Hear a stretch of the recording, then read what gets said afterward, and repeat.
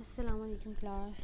Previously वो talking about bryophytes. Bryophytes के बारे में हमने ये पढ़ा था कि वो ऐसे प्लांट्स थे, first simplest form of plants थे। उनके अंदर वस्कुलर बंडल्स नहीं थे और वो बहुत स्मॉल थे। उनको कहा गया था एम्फीबियंस इन प्लांट किंगडम। इसका मतलब ये था कि उनको पानी रिक्वायर्ड होता है अपने लाइफ साइकिल को कंप्लीट करने के लिए, जैसे एल्गी को चाहिए होता है, इसी तरह उनको भी चाहिए था। लेकिन वो एल्गी से थोड़े से एडवांस फॉर्म में थे, वो प्लांट्स की कैटेगरी में आ रहे थे। अब जो हमने पढ़ने हैं वो हैं हमारे पास टेरिडोफाइट्स। टेरिडोफाइट्स जो हैं वो हमारे पास पहले मोस्ट एंशियंट और सबसे पहले वस्कुलर बंडल वाले प्लांट्स हैं। ब्रायोफाइट्स के बारे में जब हमने पढ़ा तो हमने देखा था कि ब्रायोफाइट्स के अंदर वस्कुलर बंडल्स नहीं थे, उनकी बॉडी भी थैलस लाइक ही थी। मतलब ये कि उनकी बॉडी में true root stems and leaves नहीं थे, बहुत छोटी सी उनकी बॉडी थी, 1 to 2 सेंटीमीटर उनका साइज़ था और वो अपनी ग्रोथ बहुत ज़्यादा ऊपर तक मेंटेन नहीं कर सकते थे। वो हाइटेड प्लांट्स नहीं थे। क्यों नहीं थे? क्योंकि उनके अंदर वस्कुलर बंडल्स नहीं थे। वस्कुलर बंडल्स ना होने की वजह से उनके पास कोई वाटर कंडक्ट कराने के लिए कोई स्पेसिफिक सिस्टम नहीं था, कोई उनके पास लीव्स नहीं थे, कोई उनके पास स्पेसिफिक न्यूट्रिशन को डिस्पर्स करने के लिए, ट्रांसपोर्ट करने के लिए सारी जगह पर कोई प्रॉपर सिस्टम नहीं था, इसलिए उनका साइज़ बड़ा नहीं था। उनको सरफेस के ज़मीन के पास ही ग्राउंडेड रहना पड़ता था ताकि उनके अंदर उनका पूरा का पूरा न्यूट्रिशन और उनका वाटर साइकिल कंप्लीट हो सके। अब हमने पढ़ने हैं टेरिडोफाइट्स। टेरिडोफाइट्स हमारे पास वो प्लांट्स हैं जिनके अंदर अब true root stems and leaves आना शुरू हो गए और वस्कुलर बंडल्स हमारे पास भी स्टार्ट हो गए। लेकिन ये बहुत ज़्यादा प्रीवियस फॉर्म होगी, जैसे आजकल हम इतने बड़े बड़े दरख्त देखते हैं, ये उस तरह के फॉर्म नहीं होगी, उससे एंशियंट होगी, लेकिन ब्रायोफाइट से एडवांस होगी। तो ये है हमारे पास seedless vascular plants. Seedless vascular plant से क्या मतलब हुआ कि वस्कुलर बंडल्स यहाँ पर आ गए हैं, लेकिन अभी एडवांस फीचर्स नहीं आए प्लांट्स के अंदर। इनके अंदर सीड डेवलपमेंट का प्रोसेस, फ्रूट डेवलपमेंट का प्रोसेस नहीं आया है, इससे पहले पहले ही है। अब आगे लिखा हुआ है एल्गी। सबसे पहले एल्गी थे। Algae is the most ancient form of plants. उसके बाद जो था हमारे पास ब्रायोफाइट्स आए। ब्रायोफाइट्स के बाद हमारे पास सीडलेस वस्कुलर प्लांट्स है, जिसको हम कह रहे हैं टेरिडोफाइट्स। और इसके बाद जो इससे एडवांस फॉर्म आएगी वो है हमारे पास सीड वस्कुलर प्लांट्स, जिसमें हमारे पास एंजियोस्पर्म्स और जिम्नोस्पर्म्स आएंगे, जिसके अंदर हम देखेंगे कि सीड एक तो नेकेड सीड होगा, बाहर ही पड़ा हुआ होगा, जैसे कॉनिफर्स में कोन्स होती हैं। और फिर हम देखेंगे कि प्रॉपर फ्रूट बनता है और उसके अंदर सीड जो होता है वो प्रेजेंट होता है। जैसे आप देखते हो कि आम है, कि आम के अंदर क्या होगा, दरमियान में गुठली होती है। लीमू देख लो, उसके अंदर भी अंदर सीड्स होते हैं। हर कोई भी आप फ्रूट खा रहे होते हो उसके अंदर सीड होते हैं। तो जो फ्रूट होता है वो एंजियोस्पर्म्स की एडवांस फॉर्म, जो हमारे पास एडवांस फॉर्म ऑफ प्लांट्स हैं, ये वो हैं सीड वस्कुलर प्लांट्स हैं वो सारे के सारे। अब आगे लिखा हुआ organisation of vascular plant body. अब जो प्लांट की वस्कुलर प्लांट की जो बॉडी होगी वो कैसी होगी। इससे पहले जो हमने प्लांट्स देखे, जो हमने ब्रायोफाइट्स देखी, उनको हमने कहा था कि थैलस लाइक बॉडी है, उनके अंदर कोई ट्रू रूट स्टेम्स और लीफ नहीं थे।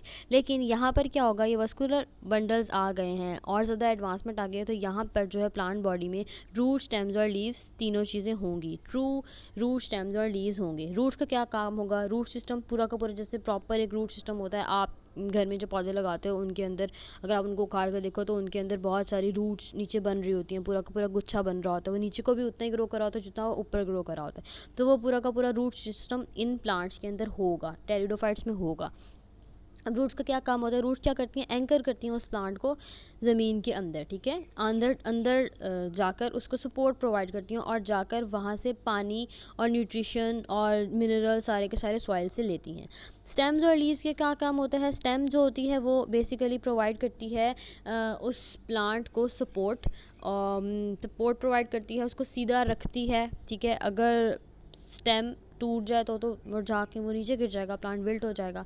और लीव्स क्या करते हैं, लीव्स में फोटोसिंथेसिस होती है।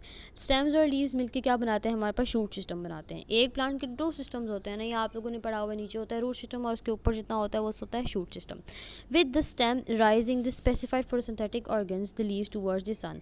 और क्या होता है इससे, शूट सिस्टम क्या कर रहा होता है, हेल्प आउट कर रहा होता है लीव्स को कि वो सनलाइट में डायरेक्शन में जाकर फोटोसिंथेसिस करें और अपनी खुराक बनाएं। सारे के सारे प्लांट्स होते हैं वो ऑटोट्रॉफ्स होते हैं, इसलिए जो शूट सिस्टम होता है वो हेल्प कर रहा होता है उन प्लांट्स को कि वो जो लीव्स होते हैं वो एक डायरेक्शन में उसके सामने जाके सन के करीब जो होता है सन लाइट को यूज़ करके उससे अपनी खुराक खुद बनाएं।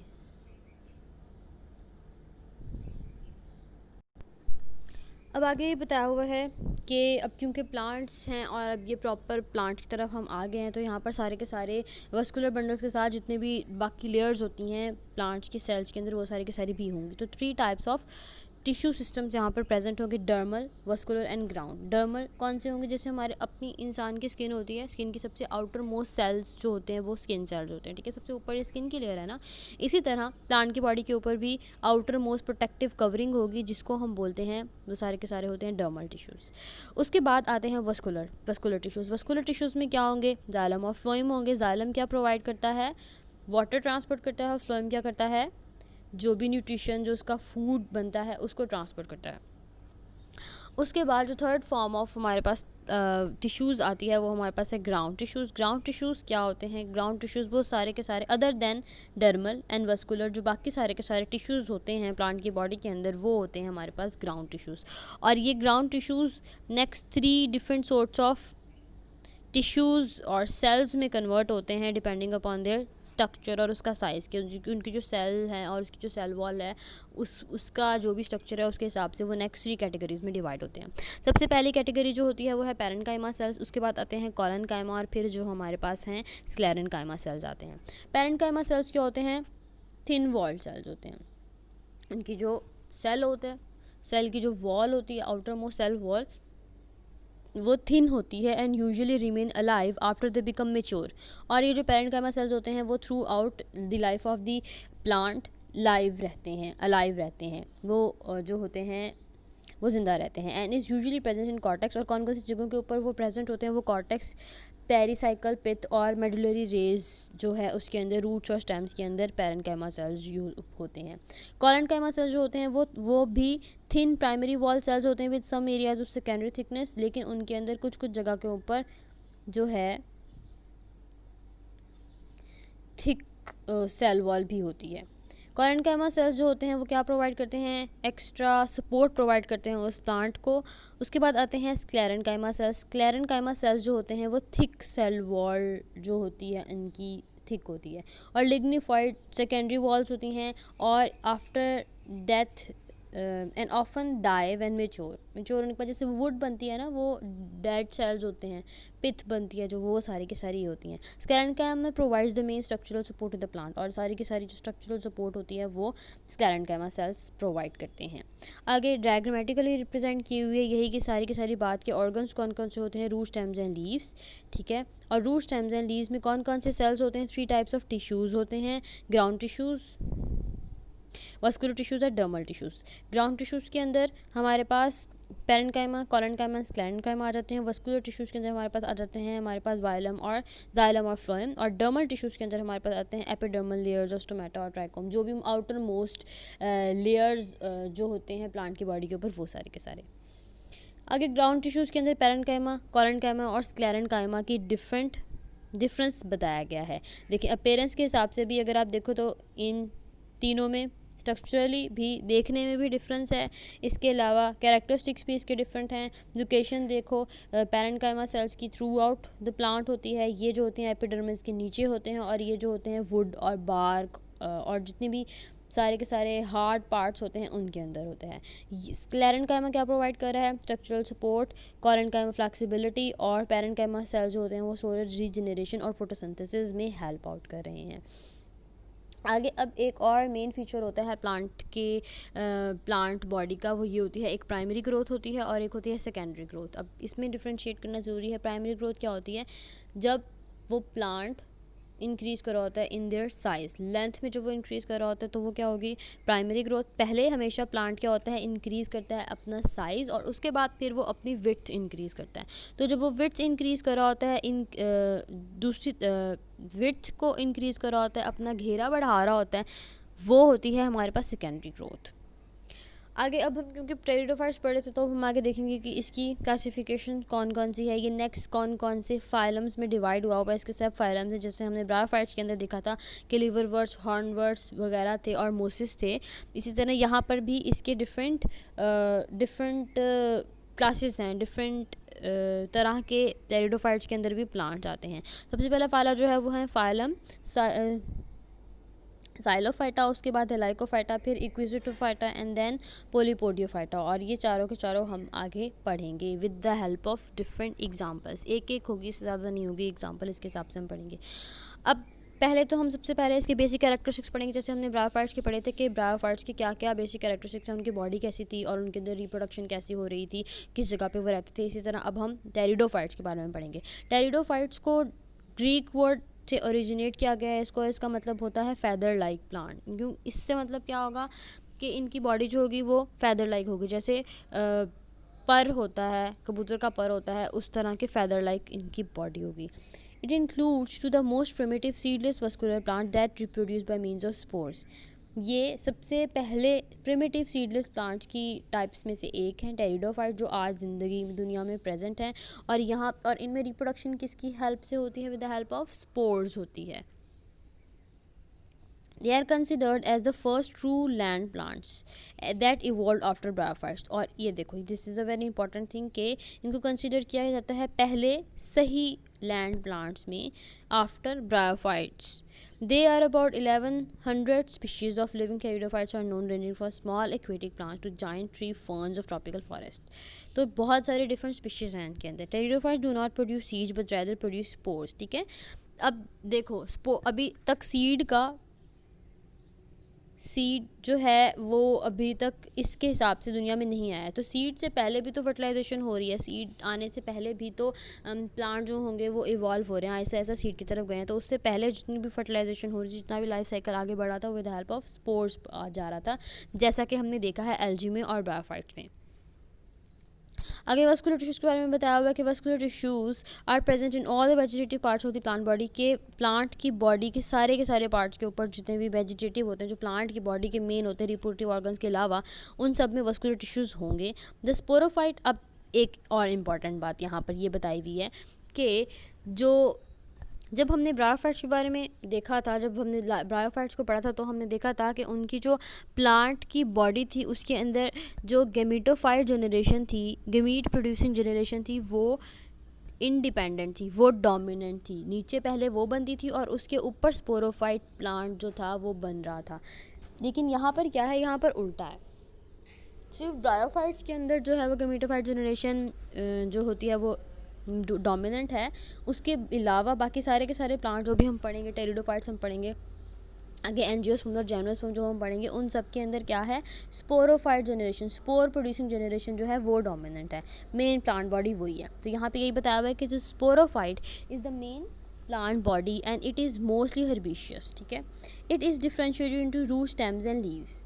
और ये प्लांट बॉडी जो है वो रूट, स्टेम्स एंड लीव्स में डिफ्रेंशिएट हुई है। जो प्लांट बॉडी हमें नज़र आती है नॉर्मली, जैसे कि दरख्त हैं, तो वो जो दरख्त है पूरा का पूरा वो स्पोरोफाइट प्लांट है, स्पोरोफाइट बॉडी है उसकी। और जो टेरिडोफाइट्स के अंदर भी जो चीज़ हमें नज़र आ रही होगी, जो हमें अच्छे से प्रॉपर्ली नज़र आ रही होगी, वो सारी की सारी क्या होगी, वो स्पोरोफाइट प्लांट बॉडी होगी। आगे बताया हुआ है इसका कि the branching of the stem में भी आगे, अब उन्होंने बताया हुआ है कि जो वो स्टेम है ना इसके अंदर, तो इसके अंदर ट्रू रूट, स्टेम्स और लीव्स का प्रोसेस है, मैकेनिज़्म है। इसमें हर चीज़ प्रॉपरली एडवांस हुई है, प्रॉपरली बनी हुई है, ट्रू प्लांट्स हैं ये। तो उसमें स्टेम भी होगी। अब स्टेम में जो ब्रांचिंग हुई है, स्टेम के अंदर स्टेम किस तरह ग्रो करी है, ऊपर को जो ग्रो करी है उसका क्या मेथड है, उसका क्या पैटर्न है, उसके हिसाब से स्टेम मोनोपोडियल भी हो सकती है, arises from the same axis, और डाइकोटोमसली ब्रांच भी हो सकती है। वो अभी मैं आपको आगे दिखाती हूँ। ये होती है हमारे पास ब्रांचिंग मोनोपोडियल के एक एक्सिस में मेन स्टेम जो है वो यूं ग्रो कर रही है और आसपास छोटी छोटी ब्रांचेस अलग से उग रही हैं, लेकिन जो मेन प्लांट ग्रो कर रहा है वो यूं सीधा कर रहा है। डाइकोटोमसली ब्रांचिंग होती है ये वाली। देखो इसमें क्या हो रहा है, ये मेन ब्रांच थी लेकिन ये यूं ग्रो नहीं की है, ये यहाँ से गई है, ये 2 में डिवाइड, वो फिर 4 में डिवाइड, वो 5 में डिवाइड, वो 6 में डिवाइड, ऐसे आगे 2 में डिवाइड होते गए हैं। तो ये वाली ब्रांचिंग पैटर्न जो होता है वो होता है डाइकोटोमस ब्रांचिंग, और ये जो होती है वो मोनोपोडियल होती है, और ये हमारे पास जो होती है ये होती है सिम्पोडियल ब्रांचिंग। सिम्पोडियल ब्रांचिंग में क्या हो रहा है कि ब्रांच यूँ जा रही है, फिर ऊपर, फिर इधर, फिर उधर, टेढ़ी टेढ़ी होके ऊपर को जा रही है, ग्रोथ सीधी नहीं है, यूँ टेढ़ी टेढ़ी करके है। तो ये हमारे पास डिफरेंट ब्रांचिंग पैटर्न्स होते हैं स्टेम के प्लांट्स के अंदर। तो उन्होंने ये बताया हुआ है कि टेरिडोफाइट्स के अंदर, क्योंकि हमने कहा बहुत सारे डिफरेंट फाइलम्स हैं, तो उनके अंदर हर तरह की ब्रांचिंग हमें देखने को मिलेगी। आगे बताया हुआ है इसी तरह लीव्स के बारे में कि अगर हम देखें आज के दौर में, जब हम आपने अगर घर में कोई प्लांट्स उगाया हो तो आप देखोगे हर प्लांट के डिफरेंट तरह के लीव्स होते हैं, ठीक है। तो यहाँ पर उन्होंने ये बताया हुआ है कि लीव्स जो होते हैं इनके टेरिडोफाइट्स के वो स्मॉल भी हो सकते हैं, माइक्रोफिल्स, और लार्ज भी हो सकते हैं, मेगाफिल्स। अब इन दोनों में क्या फ़र्क होगा? माइक्रोफिल्स जो होते हैं वो ऐसे होते हैं, मेन एक्सिस के साथ से ही बिल्कुल विदाउट गैप जो होता है वो उगा हुआ होता है लीफ, जबकि मेगाफिल्स में क्या हुआ हुआ है, देखो थोड़ी सी ब्रांच है, ये वाली थोड़ी सी डंडी बन रही है, उसके बाद फिर जो है हमारे पास उग रहा है पत्ता। तो ये पत्ते की शेप भी डिफरेंट है, उसके हिसाब से फिर हम इसको कहते हैं कि एक है हमारे पास मेगाफिल और दूसरा है हमारे पास माइक्रोफिल। मेगाफिल्स के बारे में बताया हुआ, the leaves with more than one when and a leaf trace is associated with leaf gap, कि उनके अंदर लीफ गैप है, जैसे मैंने आपको बताया ये रहा लीफ गैप। और बताया हुआ है the leaves with more than one vein, एक से ज़्यादा वेन है उसके अंदर, they are often large and much divided, और ये बहुत ज़्यादा डिवीजन इसके अंदर हैं, देखो बहुत सारी आगे आगे डिवीजन इसके अंदर हैं, और उसका पत्ता की शक्ल भी देखो बड़ा पत्ता है। जो माइक्रोफिल्स हैं उसके बारे में क्या बताया हुआ है, the leaves with a single vein whose trace is not associated with a leaf gap, जो इसके अंदर सिर्फ सिंगल वेन होगी, दरमियान में एक ही वेन है, साइडों पे वो छोटी छोटी वेन्स नहीं निकल रही, इस पे छोटी छोटी वेन्स बाहर निकल रही हैं, इसमें नहीं निकल रही, और कोई गैप भी नहीं है, फ़ौरन से पत्ता उगा हुआ है मेन एक्सिस के। They are for synthetic and much smaller, और ये छोटे होते हैं और ये फॉर सिंथेटिक प्लांट होते हैं। आगे बताया हुआ है, अब मैंने ये कहा कि टेरिडोफाइट्स के अंदर क्योंकि सीड नहीं है तो वहाँ पे फर्टिलाइजेशन जो हो रही है वो स्पोर्स की मदद से हो रही है। आगे उन्होंने बताया हुआ है कि इसकी जो प्लांट बॉडी है वो होमोस्पोरस भी हो सकती है, वो हेट्रोस्पोरस भी हो सकती है, मतलब ये कि सेम सॉर्ट ऑफ एक तरह के भी स्पोर्स उग सकते हैं और डिफरेंट तरह के भी, मतलब ये कि एक कुछ माइक्रोस्पोर्स और कुछ megaspores, male gametophyte microspores produce करे और जो फीमेल गैमेटोफाइट है वो मेगास्पोर्स प्रोड्यूस करे, ऐसा हो सकता है। आगे उसको बताया हुआ है हैबिटेट। हैबिटेट क्या है? टेरिडोफाइट्स और टेरिस्टेरियल ये ग्राउंड की सरफेस पे भी रह सकते हैं, grow in moist and shady places, और इसके अलावा ह्यूमिड प्लेसेस के ऊपर भी रह सकते हैं। वाइल सम आर इक्वेटिक, कुछ जो है वो इक्वेटिक भी हो सकते हैं जैसे हाइड्रोफाइट और sticking in other plant body, और कुछ जो होते हैं वो ऐसे भी हो सकते हैं जो किसी और प्लांट की सरफेस के ऊपर ग्रो करें, जैसे कि किसी एक दरख्त की ट्रंक है और उसके ऊपर एक और पौधा उगा हुआ है, वो छोटा सा जो होता है वो एपिफाइट होते हैं, एपिफाइटिक प्लांट होते हैं, तो ये एपिफाइटिक प्लांट भी हो सकते हैं। इसके अलावा वो waste of other dead decaying matter के ऊपर सेप्रोफाइट्स भी हो सकते हैं, डेड डिकेइंग मैटर के ऊपर भी ग्रो कर सकते हैं। फॉर एग्जांपल दिस, ये वाला जो बताया हुआ है ये एपिफाइटिक प्लांट बताया हुआ है, देखो बड़ा एक दरख्त है और उसके ऊपर छोटे छोटे टेरिडोफाइट्स उगे हुए हैं। तो इससे बताया हुआ ये है कि ये देखो ये वाले जो हैं वो इक्वेटिक हैं, ये जो है वो टेरिस्टेरियल हैं, तो डिफरेंट तरह की फॉर्म्स के अंदर, डिफरेंट तरह के हैबिटेट के अंदर टेरिडोफाइट्स रहते हैं। रिप्रोडक्शन का क्या मोड है? स्पोर्स ही है, ये हमने पहले ही पढ़ लिया। The spore germinate to produce a haploid gametophyte called prothallus. अब क्या होगा कि स्पोरोफिटिक जनरेशन जो होगी वो स्पोर्स बनाएगी और स्पोर जो होंगे वो जर्मिनेट होकर हमारे पास गैमेटोफाइट प्लांट बनाएंगे। अब जो इसका गैमेटोफाइट प्लांट है ना वो छोटा सा पत्ता होगा, बहुत वेल डिवेलप नहीं है। गैमेटोफाइट जनरेशन इसके अंदर वेल डिवेलप नहीं है, डोमिनेट नहीं है, इसके अंदर ये रिसेसिव है। तो क्या बताया हुआ है? स्पोर जर्मिनेट करेंगे और छोटा सा गैमेटोफाइट प्लांट बनाएंगे जिसको हम प्रोथैलस बोलेंगे। इन गैमेटोफाइट, अब इस गैमेटोफाइट प्लांट के ऊपर क्या होगा? वो छोटा सा पत्ता सा जो होगा उसके ऊपर male and female reproductive organs होंगे। क्यों? क्योंकि गैमेटोफाइट जनरेशन है, गैमेटोफाइट जनरेशन में हमेशा गमीट्स बनाने हैं, तो वो गमीट्स मेल रिप्रोडक्टिव ऑर्गन और फीमेल रिप्रोडक्टिव ऑर्गन में बनेंगे। तो यहाँ पे ये बताया हुआ है गेमेटोफाइट के अंदर रिप्रोडक्शन जो होगी वो ओगैमस होगी, मतलब ये कि male and female reproductive organs अलग अलग होंगे, सेक्स ऑर्गन्स होंगे। और यहाँ पे बताया हुआ मेल रिप्रोडक्टिव ऑर्गन जो होगा उसको एंथीरिडिया बोला गया है और फीमेल रिप्रोडक्टिव ऑर्गन को आर्चिगोनिया बोला गया है। एंथीरिडिया क्या प्रोड्यूस करेगा? एंथीरोजॉइड्स। एंथीरोजॉइड्स क्या होंगे? मेल स्पर्म्स, इनको मेल स्पर्म्स भी बोलते हैं।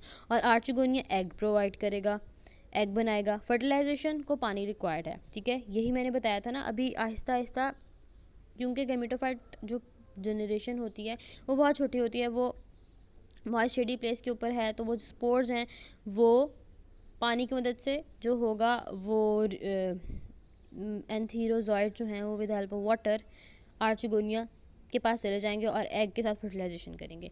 डिप्लॉयड जॉयकोट बनेगा जो रहेगा आर्चिगोनियल वेंटर के अंदर, which develop into an embryo. Embryo बनेगा, subsequently it becomes a young sporophyte. और फिर उस गेमेटोफाइट जनरेशन के ऊपर एक स्पोरोफाइट जनरेशन उगेगी जो डोमिनेट होगी, जो बड़ी होगी, जो हमें दिखेगी, and grow into an independent adult plant. Thus, the life cycle includes an alternation of diploid sporophytic generation with the haploid gametophytic generation. तो क्या होगा? ये ऑल्टरनेशन जनरेशन का मैकेनिज्म जैसे ब्रायोफाइट्स में था वैसे ही इसमें भी होगा। स्पोरोफिट जनरेशन इसमें डोमिनेंट है, गेमेटोफिटिक जनरेशन इसमें रिसेसिव है। अब देखो ये जो दिखाया हुआ है सारे के सारे, ये गेमेटोफाइट जनरेशन है। सी कितनी छोटी सी है, एक छोटा सा पत्ता बनेगा, ये देखो ये छोटे छोटे पत्ते बन रहे हैं, सारी गेमेटोफाइट जनरेशन। और इस पत्ते नुमा शक्ल के ऊपर एंथेरिडिया और आर्चिगोनिया हमारे पास होगा। आर्चिगोनिया हमेशा नीचे वाली साइड के ऊपर होगा और एंथेरिडिया ऊपर वाली साइड के ऊपर होगा। और with the help of water यहाँ से जो स्पर्म है वो ट्रैवल करेगा एग के ऊपर, और यहाँ पर हमारे पास एम्ब्रियो डेवलपमेंट हो गया, और इसके ऊपर हमारे पास स्पोरोफिटिक प्लांट ग्रो कर जाएगा जो कि बहुत बड़ा होगा और हमें दिखेगा। अब आगे है उसका लाइफ साइकिल। लाइफ साइकिल हम स्टार्ट करते हैं यहाँ से। ये हमारे पास एक मेच्योर स्पोरोफाइट जनरेशन है, एक बड़ा प्लांट मेच्योर हुआ हुआ, ठीक है। मेच्योर स्पोरोफाइट जनरेशन है, ये इसके बहुत सारे स्पोर प्रोड्यूसिंग ऑर्गन है। स्पोर प्रोड्यूसिंग ऑर्गन्स के अंदर स्पोरेंजिया होगा, स्पोर होगा, ये छोटे छोटे ऑर्गन्स जो होंगे यहाँ पे स्पोर प्रोड्यूसिंग रिप्रोडक्टिव ऑर्गन इसके अंदर होंगे।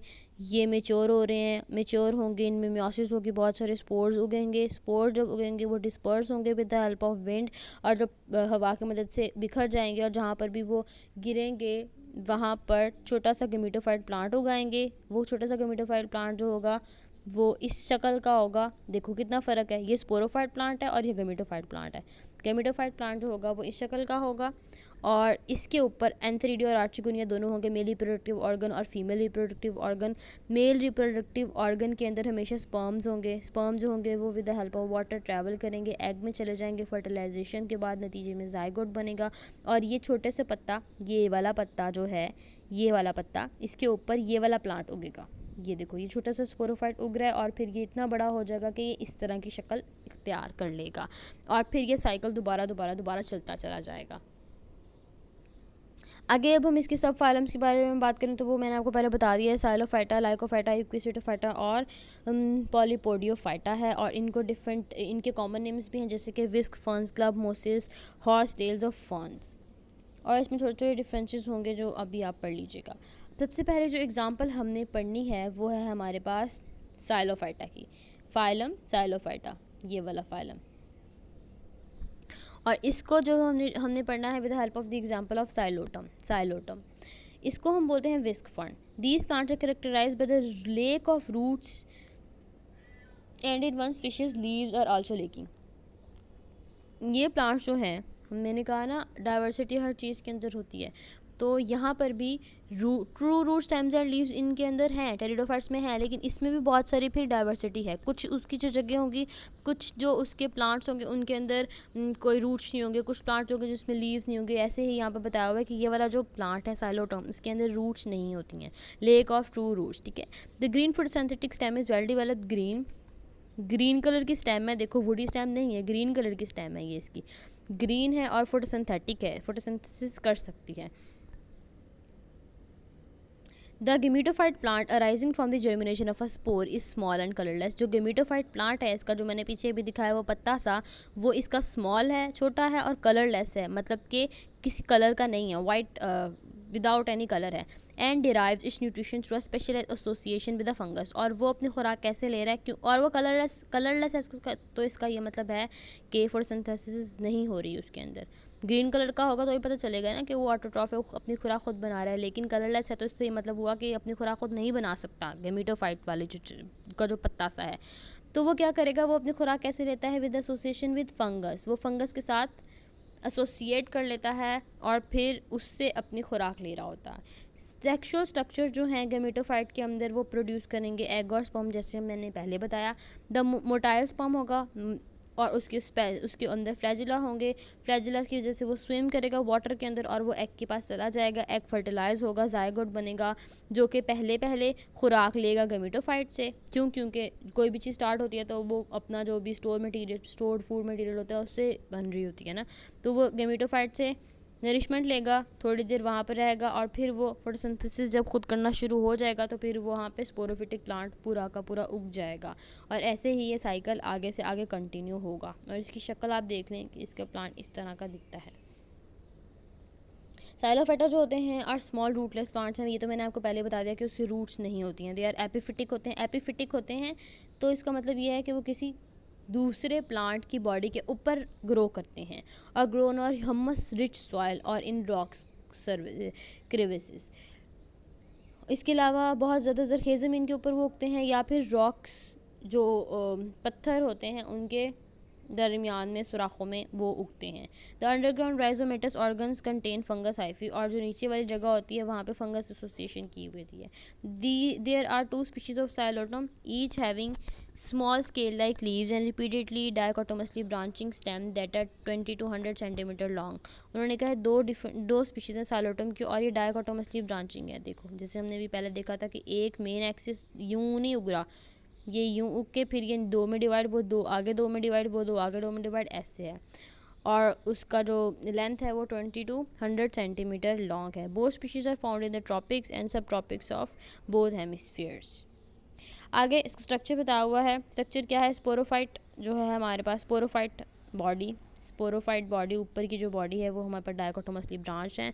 Above ground stem arise from rhizome, नीचे जो होगा वो राइजोम, क्योंकि रूट्स नहीं है तो राइजोम लाइक स्ट्रक्चर्स होंगे। और लीव्स भी नहीं है, अगर गौर से देखो तो लीव्स नहीं है, छोटे छोटे गोल गोल स्ट्रक्चर्स हैं जहाँ पे स्पोर्स प्रोड्यूस होंगे। ठीक है, इसको आगे इसके भी नाम लिखा हुआ होगा, यह है साइनेंजियम, इनको बोला गया साइनेंजियम।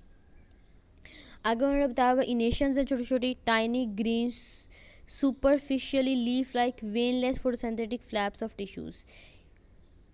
छोटे छोटे ग्रीन कलर के छोटे छोटे फ्लैप्स हैं, टिश्यूज़ हैं, लीफ लाइक स्ट्रक्चर्स हैं जिसको हमने इनेशंस कहा है। इसके अलावा रूट्स जो हैं, क्योंकि रूट्स नहीं है तो वो माइकोराइजल फंगस के साथ एसोसिएशन की भी है स्पोर प्रोड्यूसिंग से साइनेंजिया। और ये जो डॉट से गोल डॉट्स हैं वो साइनेंजिया हैं जिनके अंदर स्पोर्स बनेंगे। स्पोर प्रोड्यूसिंग जो ऑर्गन्स हैं इसका, उसको साइनेंजिया कहा गया है। यहाँ पर रिप्रोडक्शन कैसे हो रही है, वही स्पोर्स प्रोड्यूस हो रहे हैं और उससे रिप्रोडक्शन हो रही है। Sporangia produce at tips of short branch.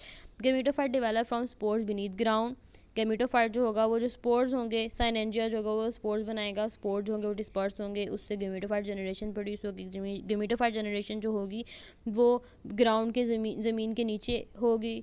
और ब्रांच डायकोटोमसली नो क्लोरोफिल, उसके अंदर कोई क्लोरोफिल नहीं होगा तो वो किसी फंगस के साथ एसोसिएट किया हुआ होगा। उसके ऊपर male and female reproductive organs होंगे और वहाँ पे रिप्रोडक्शन होगी और उससे जो बाहर निकलेगा प्लांट वो हमारे पास स्पोरोफिटिक प्लांट होगा। अब साइलोटम का लाइफ साइकिल अगर हम देखें तो हम इसको स्टार्ट करते हैं यहाँ से। ये है साइलोटम का स्पोरोफिटिक प्लांट बॉडी जो हमें नज़र आ रही है। ठीक है, और ये छोटे छोटे डॉट जो इसके ऊपर हैं वो हमारे पास स्पोर प्रोड्यूसिंग ऑर्गन है। ठीक है, ये है स्पोरेंजियम या साइनेंजिया, दो डिफरेंट नाम हो सकते हैं एक चीज़ के। ठीक है, तो जो स्पोर प्रोड्यूसिंग छोटे छोटे गोल कलर के ये ऑर्गन्स हैं, इनके अंदर बने हैं स्पोर्स। ठीक है, और इसके साथ जो छोटी सी ग्रीन कलर का इनेशन निकली हुई है यहाँ, ये फोटोसिंथेसिस करने के लिए लीफ लाइक स्ट्रक्चर है, इसको इनेशन बोलेंगे। यहाँ पर क्या हुआ है, स्पोरेंजियम के अंदर स्पोर्स प्रोड्यूस हुए हैं। स्पोर्स जो होंगे वो देखो ये इसमें से निकले हैं ये वाले स्पोर्स जो होंगे वो ज़मीन पे गिरेंगे, और ज़मीन पे गिरेंगे तो वो गेमेटोफाइट जनरेशन बनाएंगे। गेमेटोफाइट जनरेशन कलरलेस है, इसका मतलब है वो ग्रीन कलर की नहीं होगी, वो ज़मीन के अंदर होगी, ठीक है। और वहाँ पर क्या होगा, इस गेमेटोफाइट जनरेशन के अंदर male and female reproductive organs होंगे, और स्पर्म बन रहे होंगे अलग से, और एग बन रहा होगा अलग से। स्पर्म जो होंगे वो with the help of water egg के पास जाएंगे और फर्टिलाइजेशन कर देंगे। यहाँ पे फर्टिलाइजेशन हो गई, फर्टिलाइजेशन के नतीजे में अब इस गेमेटोफाइट प्लांट के ऊपर ये वाली बॉडी बन जाएगी।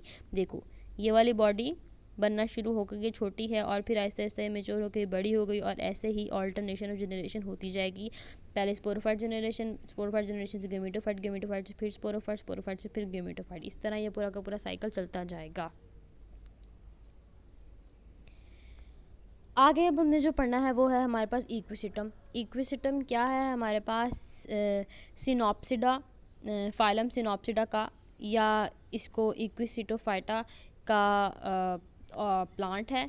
कॉमन नेम इसका हमारे पास, इसको हम कॉमनली बुलाते हैं horse tail snake grass, puzzle grass भी बुलाते हैं। Derive from the Latin equus horse and seta bristles. इसके अंदर ब्रिस्टल लाइक स्ट्रक्चर है, ये देखो ब्रश लाइक स्ट्रक्चर, जैसे ब्रश होते हैं जिससे हम दांत ब्रश करते हैं या कोई भी ब्रश लाइक स्ट्रक्चर, वैसे इसका स्ट्रक्चर है, इसलिए इसको हम ब्रिस्टल लाइक इक्विसिटम बोलते हैं। It is the only living genus in Equisetaceae, a family of vascular plants that reproduce by spores other than seeds or flowers। और ये इस फैमिली का एक ही प्लांट है इक्विसिटम, ठीक है। It is a living fossil as it is the only living genus of the entire class Equisidophyta, ठीक है।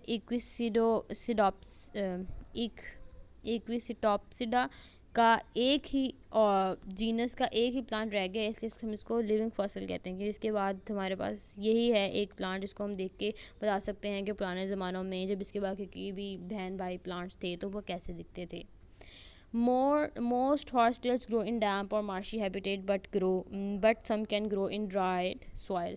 यूजुअली डैम्प प्लेसेस के अंदर रहते हैं, लेकिन ये ड्राई कंडीशन में भी रह सकते हैं। इक्विसिटम होमोस्पोरस है। होमोस्पोरस का मतलब क्या हुआ, इसके अंदर एक ही तरह के स्पोर्स प्रोड्यूस हो रहे होंगे। Produce spores which develop within sporangia borne on sporangiophores. अब इसके जो स्पोर्स हैं वो प्रोड्यूस कर रहे होंगे स्पोर प्रोड्यूसिंग ऑर्गन स्पोरेंजिया के अंदर। स्पोरेंजियोफोर बड़ा ऑर्गन होगा, उसके अंदर स्पोरेंजिया बन रहा होगा, और स्पोरेंजिया के अंदर स्पोर्स प्रोड्यूस हो रहे होंगे। डिफरेंट जगह पर डिफरेंट नाम दिए गए हैं, तो ये वही बताया हुआ है कि स्पोर प्रोड्यूसिंग ऑर्गन के अंदर स्पोर्स बन रहे हैं, आप इसको ऐसे ही याद करें। दे आर प्रीएनियल प्लांट्स, इधर हर्बेशियस और एवरग्रीन, ठीक है। हमेशा हर जगह पूरा का पूरा साल एवरग्रीन रहने वाले प्लांट्स होते हैं ये। They typically grow less than 1.3 metres, 4 feet से छोटे होते हैं, but in some tropics and coastal forest ये इससे बड़े भी हो सकते हैं, मतलब इसके अंदर भी डाइवर्सिटी है। They have tiny scale like leaves, देखो ये ब्रिस्टल स्केल लाइक लीव्स हैं, ब्रश लाइक लीव, ब्रश के जो वो ब्रिस्टल्स होते हैं उस तरह के इसके लीव्स हैं। और they are arrange in a whorls at the nodes of the stem.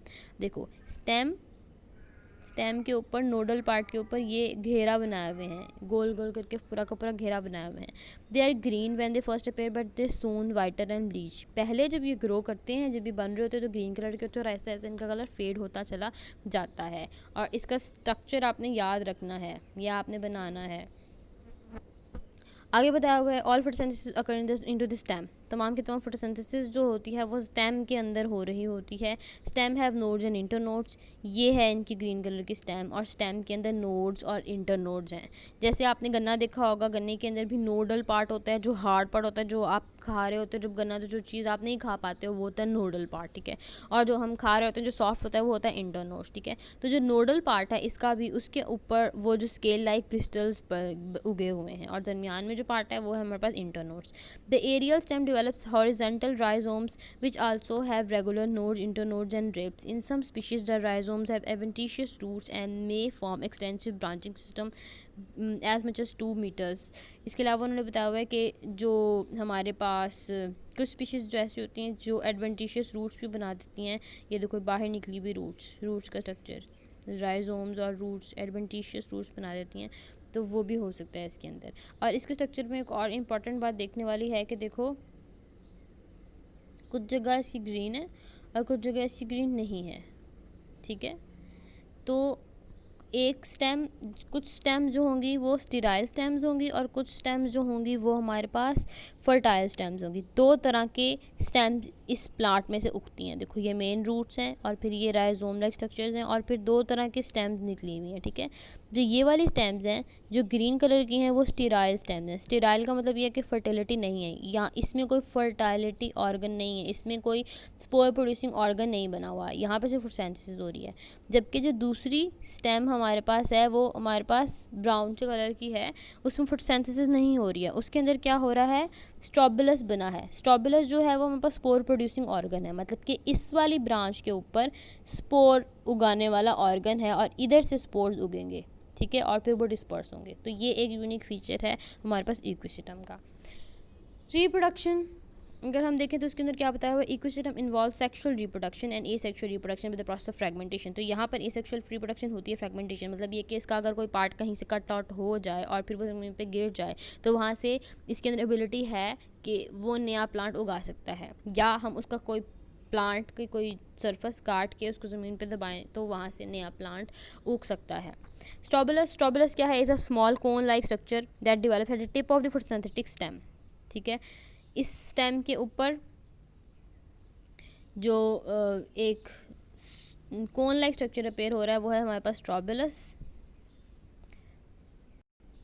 It is usually 2 to 4 centimetre long. Its surface is a numerous hexagonal deviating plates और इसके ऊपर देखो छोटे छोटे प्लेट लाइक स्ट्रक्चर छोटे छोटे उगे हुए हैं उभार से, तो वो बताया हुआ है। उसके बाद उन्होंने बताया हुआ है deviating plates which marks the top of sporangiophore that has 5 to 10 elongate sporangia connected to the rim।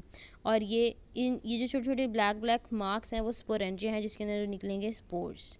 When sporangia reach maturity, जब ये स्पोरेंजिया जो हैं वो मेच्योर होते हैं, sporangiophore separately lightly from its axis and release spores, और वो तो फिर ये आहिस्ता आहिस्ता खुलते हैं और उसमें से स्पोर्स बाहर आ जाते हैं। Spores have 4 ribbon like appendages called elaters. Elater cells का कॉन्सेप्ट मैंने आपको दिया था ब्रायोफाइट जब हम पढ़े थे, तो मैंने आपको बताया था कुछ जो होते हैं प्लांट्स, उनके जो स्पोर्स होते हैं वो उड़ सकते हैं, जैसे कि हमारे पास हैरी पॉटर में वो जो बॉल थी जिसके विंग्स थे और वो उड़ रही थी, ऐसे ही इसके पास भी जो स्पोर्स होते हैं रिबन लाइक अपेंडेजेस होती हैं, विंग्स होते हैं जिनको इलेटर्स बोलते हैं। Why the spores are being carried by air current. अब ये इलेटर्स क्या कर रहे होते हैं, जब स्पोर्स जो होते हैं वो हवा की मदद से उड़ रहे होते हैं तो इलेटर्स क्या होंगे, वो खुल जाते हैं। वो जो रिबन लाइक सेल है, वो जो रिबन लाइक स्ट्रक्चर है वो लिपटा हुआ है उस स्पोर के ऊपर, जब हवा आएगी तो वो रिबन खुल जाएगा, खड़ा हो जाएगा और वो विंग की तरह हेल्प करेगा उसको उड़ने में। When the spores enter the humid air pockets around the damp area for the इलेटर्स coil, और जब वो ज़मीन के ऊपर उतर जाते हैं तो वो वापस से इलेटर्स कॉइल होके वापस से बंद हो जाते हैं, वो विंग्स बंद हो जाते हैं और वहाँ से नेक्स्ट जर्मिनेशन स्टार्ट हो जाती है। Germination of spores occur within a week of release, ठीक है। अब जब वो रिलीज़ हो कहीं जगह के ऊपर रिलीज़ होकर ज़मीन पे गिर गए तो एक हफ्ते के बाद जर्मिनेट होता है वो spore. Loop cushion like green gametophyte develop, और छोटा सा लूप जैसे मैंने पत्ते की शक्ल दिखाई थी वैसा छोटा सा ग्रीन कलर का गैमेटोफाइट प्लांट जो है वो उगता है। Each gametophyte has loops that house the antheridia. हर गैमेटोफाइट के लूप लाइक स्ट्रक्चर होते हैं, जैसे लीवर के लूप्स होते हैं ऐसे ही लूप लाइक स्ट्रक्चर होते हैं। वो पत्ते नुमा शेप, डिफरेंट छोटे छोटे डिफरेंट गुलाइयाँ होती हैं, ऐसे ऐसे करके यूँ करके स्ट्रक्चर्स होते हैं। और उन लूप्स के अंदर क्या होगा, male and female reproductive organs होंगे, एग फर्टिलाइजेशन करेगा और फिर वही नेक्स्ट स्पोरोफिटिक प्लांट वहाँ से उग जाएगा। अब ये है इसका लाइफ साइकिल। अब लाइफ साइकिल हर चीज़ के आपने याद रखने हैं, मेन बात याद रखोगे तो फिर सिर्फ और सिर्फ प्लांट की बॉडी चेंज करनी पड़ेगी, बाकी का सारा कॉन्सेप्ट तो वही होता है। अब यहाँ पर देखो क्या हो रहा है, ये हमारे पास फर्टाइल स्टेम्स और स्टेराइल स्टेम्स हो गई हैं। फर्टाइल स्टेम्स जो होती हैं उनके ऊपर स्ट्रोबुलस है, ये वाला इसको बड़ा करके दिखाया हुआ है, तो इसके अंदर स्पोरेंजिया है, स्पोर प्रोड्यूसिंग ऑर्गन है, ये खुल जाता है, तो खुलने के बाद स्पोर बाहर आ जाते हैं। स्पोर जो है मैंने कहा उसके ऊपर इलेटर्स हैं, ये देखो ये हैं इलेटर्स, विंग लाइक स्ट्रक्चर्स। ये अभी इस इधर देखो गौर से तो यहाँ पे लिपटे हुए हैं, अब जब हवा चलेगी तो वो खुल जाएंगे और वो विंग की तरह पे काम देंगे, हेल्प करेंगे और उसको मूव कराने में और डिस्टेंस प्लेसेस के ऊपर जाने में हेल्प करेंगे। और फिर क्या होगा, जब वो ज़मीन पर उतरेंगे तो वो वापस से कॉइल अप हो जाएंगे और वहाँ से बनेगा नेक्स्ट जहाँ पे वो जर्मिनेट करेंगे वहाँ पे हमारे पास गेमेटोफाइट जनरेशन प्रोड्यूस होगी, और ये गेमेटोफाइट जनरेशन जो होगी वो लूप लाइक स्ट्रक्चर्स होंगे, पत्ते नुमा शेप होगी, छोटा होगा। देखो कितना डिफरेंस है, ये एक स्पोरोफिटिक जनरेशन है उसकी और ये ही उसकी गेमेटोफिटिक जनरेशन है, इसमें उसमें कितना फ़र्क है। अब जो ये गेमेटोफिटिक जनरेशन होगी इसमें एंथेरिडिया और आर्चिगोनिया दोनों होंगे। आर्चिगोनिया के अंदर हमारे पास एग होगा और एंथेरिडिया के अंदर हमारे पास स्पर्म होंगे। स्पर्म जो होंगे वो मेच्योर होकर आर्चिगोनिया में चले जाएंगे, एग में चले जाएंगे और फिर फर्टिलाइजेशन होगी जैसे होती है, और फिर इसी स्ट्रक्चर के ऊपर ये वाली जनरेशन उगेगी। देखो ये वाला स्ट्रक्चर और इसके ऊपर छोटा सा स्पोरोफिटिक जनरेशन उग रही है और फिर ये मेच्योर होकर ये वाला स्ट्रक्चर ले लेगी और फिर से यहाँ से स्पोर्स उगेंगे और फिर ये साइकिल चलता जाएगा और हमारे पास स्पोरोफिटिक जनरेशन गेमेटोफिटिक जनरेशन को अल्टरनेट करती चली जाएगी। आगे बताया हुआ एडवांटेज ऑफ इक्विसिस्टम। अब हम इसको कहाँ कहाँ यूज़ कर सकते हैं। Young plants are eaten cooked और raw by native American in the Pacific North West and Japan. ठीक है, ये खाने के तौर पर काम किया जाता है। एस्पैरागस जो है हमारे पास बहुत सारी डिशेस में एस्पैरागस डलती है, अगर आप कभी कुजीन देखो बाकी जगहों की तो एस्पैरागस डलती है। वो क्या होती है, वो टेरोप्सिडा प्लांट है, इक्विसिटम है। The plant use dye. इसके अलावा इनको कलर करने के लिए भी यूज़ किया जाता है और ग्रीन सॉफ्ट कलर देते हैं ये। तो अगर हम इसको पकाएंगे तो इसमें से जो कलर निकलेगा वो हमारे पास ग्रीन सॉफ्ट कलर होगा जिसको हम यूज़ करते हैं कपड़ों को रंगने के लिए। Horsetails was often used by Indians to polish wooden tools. Wooden चीज़ों को पॉलिश करने के लिए भी यूज़ हो जाती है। The silica is use to clean pans and pots and also for polishing brass and hardwood furniture and flooring. इसके अलावा जो ये हॉस्टल्स होते हैं ये अपने अंदर सिलिका को भी डिपॉजिट करते हैं, रेत तरह की जो चीज़ होती है वो, जिसको हम यूज़ करते हैं पैन्स और पॉट्स को साफ़ करने के लिए। It is also include treatments to stop bleeding. इसके अलावा इसके हमारे पास हर्बल यूज़ भी हैं कि ब्लीडिंग को स्टॉप करती है, ट्रीट करने के लिए, ट्यूबरक्लोसिस को, वुंड्स को हील करने के लिए, अल्सर्स को ट्रीट करने के लिए और किडनी वगैरह के इन्फेक्शंस को ख़त्म करने के लिए भी इसको यूज़ किया जाता है।